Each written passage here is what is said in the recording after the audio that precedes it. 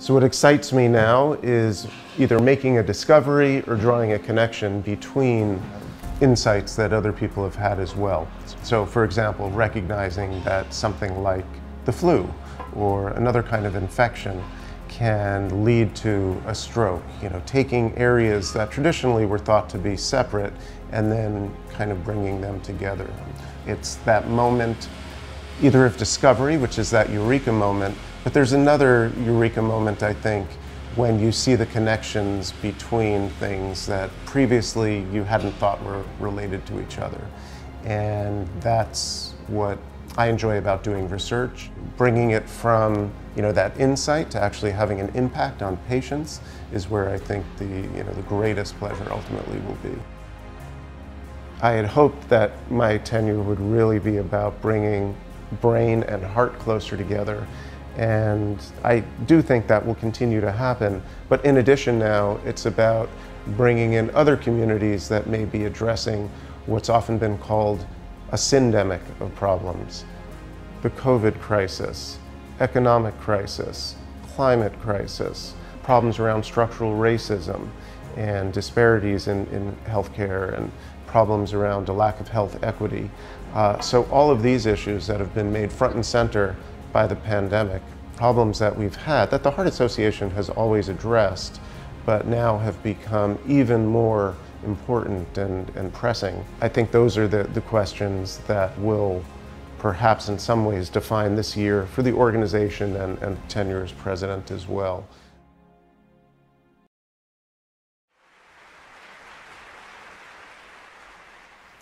Let me offer my hearty welcome to the International Stroke Conference, and thank you for joining us for this terrific meeting. My name is Mitch Elkind, and I'm one of you.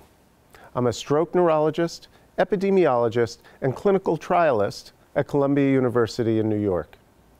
In our own ways, we've all devoted ourselves to helping the most challenging and rewarding of patients, those with stroke. I remember my first ISC in Charleston in the early 90s, when the entire meeting was conducted in one ballroom.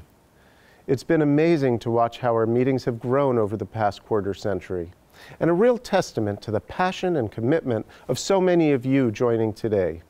And I hope an inspiration to those of you attending your first ISC. To those first-time attendees, a special welcome. You're among family. And on behalf of all attendees, I applaud the chair of this meeting, Dr. Louise McCulloch, Vice Chair Dr. Tudor Joven, and the entire planning team. Holding up the high standard of the ISC despite the many challenges posed by the pandemic has been harder than ever, but they have surpassed all expectations. As the second neurologist to serve as the president of the American Heart Association and American Stroke Association, I follow in the footsteps of a giant, Ralph Sacco, my mentor and an inspiration to many of us. Having neurologists at the heart of this organization has never been more appropriate for the connections or bridges between the heart and the brain, between cardiology and neurology, indeed between so many different areas of clinical and basic research, practice, and public advocacy have never been more important. As we've learned during the pandemic, fields that seem distinct may actually be linked. Consider, for example, the relationship between virology and cardiovascular science. SARS-CoV-2, the coronavirus that causes COVID-19, infects platelets, provokes myocarditis, and triggers microvascular thrombosis, often leading to strokes. To outsmart this insidious virus, we must engage all our resources, break down barriers, and work together across disciplines. Similarly, the story of the Heart Association is one of a group of leading cardiologists creating an organization that brings together an array of forces to meet needs in scientific discovery and public health. The arc of my career is also one of both well-laid plans and serendipity, science and humanism, neurology and vascular disease, seemingly disparate fields and the bridges between them. Ultimately, I hope you come to see these bridges as the most essential element of our stories, because I believe we must work to build more connections to help solve our current crises. When those cardiologists founded the American Heart Association in 1924, among their first challenges was another infectious illness, streptococcal disease. Children suffering from rheumatic fever occupied almost a quarter of pediatric beds. While doctors and nurses cared for them, the Heart Association worked to educate and advocate for patients with the illness. These efforts brought the incidence of rheumatic fever in the U.S. to nearly zero, even before penicillin. This surely ranks among the AHA's greatest contributions to public health. Over the next 70 years, the association tackled many other clinical and public health problems in heart and vascular disease, including stroke.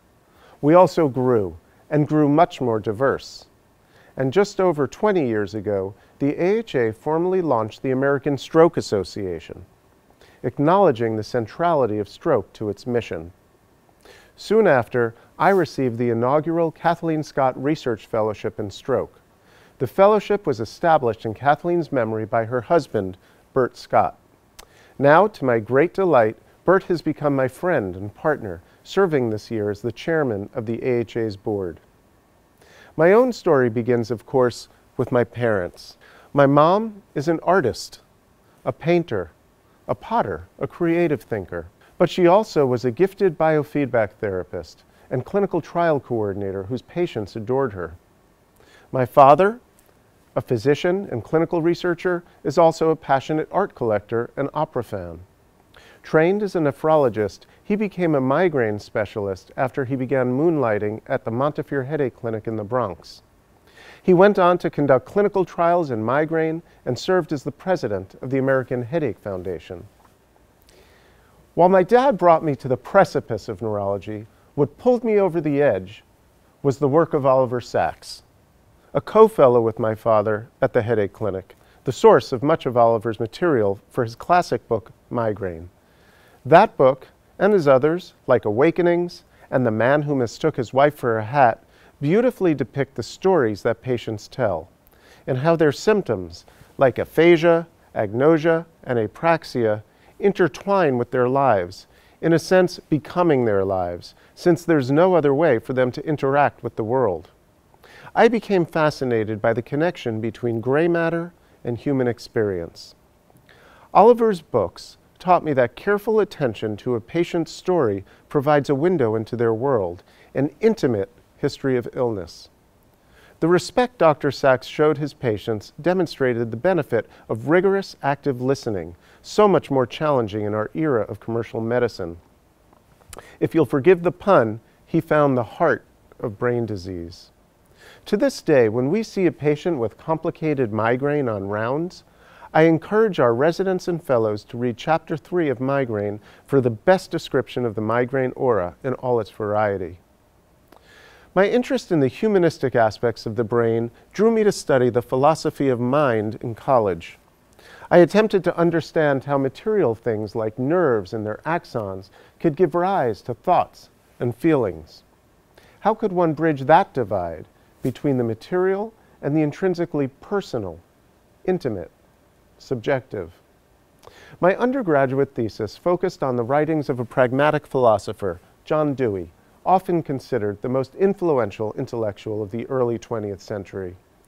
Dewey emphasized the importance of practice and application over rote memorization, a novel and controversial concept in its day. Central to Dewey's approach was breaking down the barriers between fields created by artificial dualisms: education versus experience, knowledge versus action, science versus the arts. Dewey's ability to find unexpected commonalities appealed to me as a student, and still does as a physician. I fell in love twice during medical school. First, with my brilliant and beautiful wife, Rachel, a novelist and children's book author. And the second time I fell in love was with neurology. The clinician scientists who introduced me to the field recognized clinical truths by taking time to listen to their patients, connecting their subjective experiences to neuroanatomy and neurophysiology, and imagining new directions to explain their findings. Marty Samuels at the Brigham wrote about the links between brain and heart exploring the mechanisms of voodoo death and Takotsubo cardiomyopathy. At Mass General, I learned everything I could from the man many of us consider the father of vascular neurology, C. Miller Fisher. He discovered stroke syndrome after syndrome, from amaurosis fugax, a warning of impending carotid occlusion, to the relationship between atrial fibrillation and stroke. And Walter Koroshetz, my residency director at Mass General, and now director of the NINDS, like Sherlock Holmes, taught us not to stay anchored to our first impression, but to search relentlessly for the key detail that would unlock the patient's diagnosis. Like many of you, I imagine, the patients I cared for during training are deeply ingrained in my memory. I aspired to be as competent a diagnostician as my mentors, and discovered that listening, done properly, is a highly active and satisfying process. I recall trying to understand the feelings of the young man with involuntary attacks of knee-smacking laughter due to a large petroclival meningioma compressing the pons. He presented after he burst out laughing during the funeral of the father of his fiancée, ending their relationship. Sometimes listening required an appreciation of tone, gesture, or subtle eye movements. Like understanding the professor of Russian literature, a passionate woman in her 70s, whose only symptom was a loss of prosody that led her colleagues to assume that she must be depressed, though she didn't feel sad. Or the man with Broca's aphasia, who is happily reading War and Peace, but only able to muster a frustrated yes or no in response to my questions. But the importance of localizing brain function wasn't always understood. In the 19th century, debate raged about whether the brain was composed of specific centers that carried out individual functions. Other organs, like the heart, could have specific definable parts that carried out different tasks. But the brain? It sounded preposterous to many for the seat of human consciousness, cognition, and creativity to have separate parts. If it did, what would happen to the person, to the indivisible soul, when one of those parts went missing?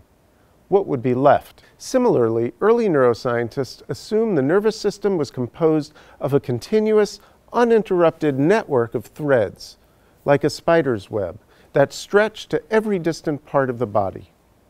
There was no conception that individual cells might communicate. The synapse, that ultimate bridge, was as yet undiscovered. Ultimately, technological developments allowed Santiago Ramon y Cajal to visualize independent neurons, leading to his Nobel Prize in 1906. Since then, we've been studying ever smaller bits of the nervous system, moving from neurons to their nuclei, from axons to their terminal boutons, and from mitochondria to ion channels. There's no question this has led to tremendous advances, and yet, investigating tinier and tinier fragments of the body in our ever-fracturing quest for knowledge didn't, perhaps couldn't, solve all neurological, much less all medical problems. When I began my training, stroke was a leading cause of death in the US and globally, but only limited treatments were available. During my residency, TPA was demonstrated to be effective for acute stroke, an epic discovery made possible through the efforts of many people attending this conference. We were still 2 decades from today's almost miraculous thrombectomies for large vessel occlusion. Treatments for other neurological diseases were almost as rare. But our challenges now are perhaps the greatest in the history of the American Heart Association and American Stroke Association. Our recent statistical update shows that decades of declining death rates from cardiovascular disease and stroke slowed and even at times reversed during the past decade. And stroke remains the leading cause of serious long-term disability. Despite our successes with thrombolysis and thrombectomy, stroke often doesn't present with acute, severe deficits amenable to these treatments. Many people are affected by microinfarcts deep within the brain. These can cause the slow, progressive decline in function seen in many of us as we age. This is effectively a form of brain failure, akin to heart failure. Recently, The notion that neurodegenerative diseases exist completely apart from vascular disease has been seriously challenged. Evidence has shown that vascular risk factors like hypertension, diabetes, obesity, and atrial fibrillation are associated with cognitive decline and dementia, and in particular with Alzheimer's disease. Partnering with the Paul G. Allen Frontiers Group, and with additional support from the Oscar Fisher Project and the Henrietta B. and Frederick H. Buer Foundation and other supporters, the AHA is funding $43 million in laboratory and clinical research on the vascular and other age-related contributions to neurodegenerative diseases. Epidemiology provides another bridge between disciplines, from the brain to infectious disease. During my fellowship in stroke and neuroepidemiology at Columbia, I was lucky to work with J.P. Moore, who had trained at Mass General decades before. He shared Dr. Fisher's passion for neurological phenomenology and pathology, and for teasing out the details in every patient's case. And Ralph Sacco, whose list of accolades now includes being the new editor-in-chief of the AHA journal Stroke. Under Ralph's mentorship, I discovered the potential in the study of populations. I began to work on the Northern Manhattan Study, or NOMAS, which Ralph had founded in 1993.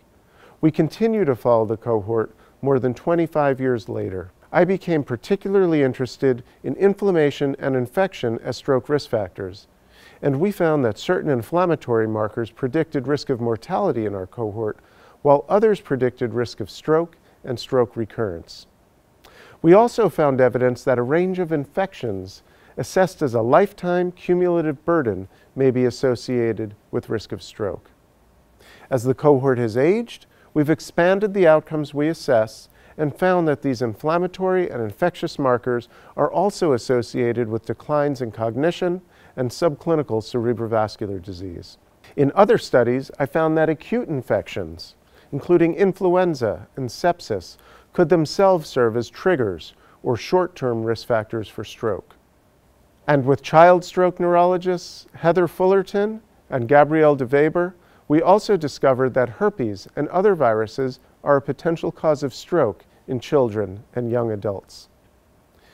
Now, amidst this global coronavirus pandemic, the hypothesis that infections trigger cerebrovascular disease has grown even more pressing. SARS-CoV-2 spurs us to build more bridges between infectious disease and stroke.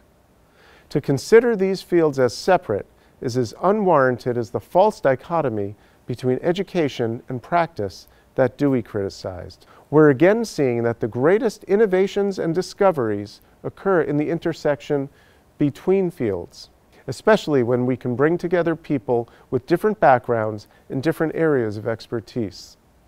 Throughout time, for example, scientists and poets alike have pondered the connection between the heart and the brain. Together with my brilliant mentee, Houman Kamel, I've explored the relationship of atrial biomarkers to risk of stroke, even in the absence of atrial fibrillation. Biomarkers such as P-wave abnormalities, NT-proBNP, and left atrial size correlate with risk of incident and recurrent stroke. Now, together with collaborators David Tershwell and Will Longstreth at the University of Washington, and our cardiology colleagues, Marco DiTullio at Columbia, Syed Soliman at Wake Forest, and Jeff Healy at McMaster, we've moved this idea from observational studies to a federally funded Phase 3 randomized trial called Arcadia. Arcadia is testing the effects of anticoagulation compared to aspirin in patients with unexplained stroke who don't have atrial fibrillation, but who do have elevations in these biomarkers. I was thrilled that for this work, among much else, Houman was recognized as a recipient of the Joseph A. Vita Award given by the editors of the AHA journals for his transformative impact on clinical cardiovascular research. Almost 100 years after nearly vanquishing an infectious cardiac illness, rheumatic heart disease, we're now battling a new vascular disease brought on by another infection. And again, the Heart Association is finding ways to bridge seemingly disparate fields. We rolled out in record time our Get With the Guidelines COVID-19 Cardiovascular Disease Registry. And I've been delighted to serve on its steering committee. Some of the results from the registry are being presented at this meeting. And the AHA funded several rapid response COVID research grants to better understand the cardiac and neurological consequences of this infection. We also recognize that many patients with symptoms of heart attack and stroke were avoiding the hospital.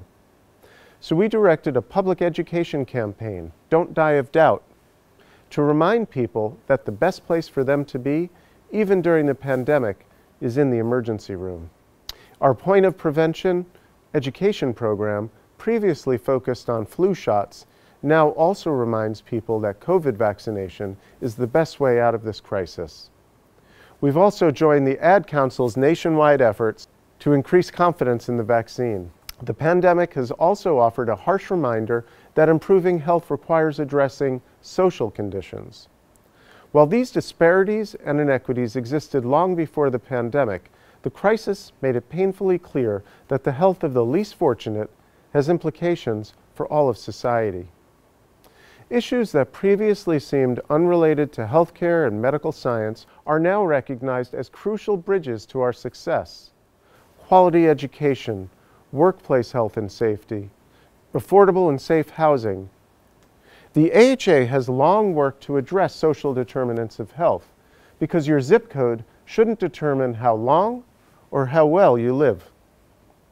In 2018, we began investing in community-based solutions that reduce social and economic barriers to health equity, thanks to the generous support from Stevie and David Spina, another friend and colleague on the board of directors.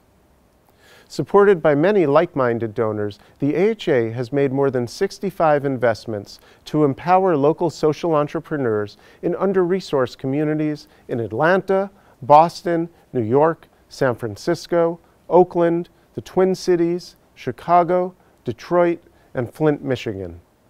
These investments, through our Social Impact Fund and the Bernard J. Tyson Impact Fund, have catalyzed $35 million in additional investments from other funders. During the pandemic, we've all become more aware of the impact of structural racism on public health.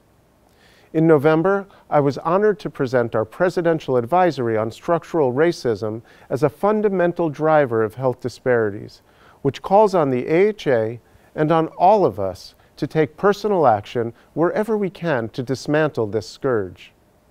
The pandemic has taught us that the spread of the virus across the world reflects both our interconnectedness and its limits. In an era of expanding globalization and worldwide travel and communication, we nevertheless lack sufficient common understanding and cooperation. Truth and facts frequently became casualties during the past year. The value of science and evidence has been challenged.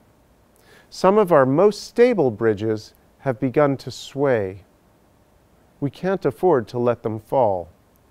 Coming together without common purpose can be counterproductive or downright dangerous. The global nervous system is ailing. Perhaps neuroscience can help us, at least metaphorically, think our way out of this crisis. We should remember that seeking to understand ever smaller parts of the whole is vital, but may not be enough. Studying synapses and receptors has led to tremendous advances, but we still struggle to explain how the brain produces creativity, poetry, or love. Traditional clinical localization helps us understand the individual patient, but not how a healthy family, much less a healthy society, functions. Those insights may require an understanding that merges reductionist knowledge with an appreciation of how those elements fit together into a network, a sum that is somehow greater than its parts. There's one further divide that I propose we bridge between knowledge and action, scholarship and practice. As medicine and science have become increasingly specialized, we risk losing the connection between study and experience, between what we know and why it's worth knowing. It's certainly valuable to know how the coronavirus causes thromboinflammation or how it can lead to strokes throughout the brain. But what greater value if we could also learn how to build social solidarity and foster communal compassion in an effort to protect us from this illness or others likely to appear in the future. The American Heart Association and American Stroke Association have always sought to bridge the chasm between what we know and what we do with this knowledge. Although grounded in science, the association engages with society in multiple dimensions. It's critical that we and our partners around the globe strive to build bridges by listening to those historically excluded from the conversation, strengthening the links among communities, fostering cooperation and collaboration among those seeking progress, standing up against ignorance and bigotry, and working to create a more just and healthy society. I invite each of you to help us build and cross these bridges to a better future.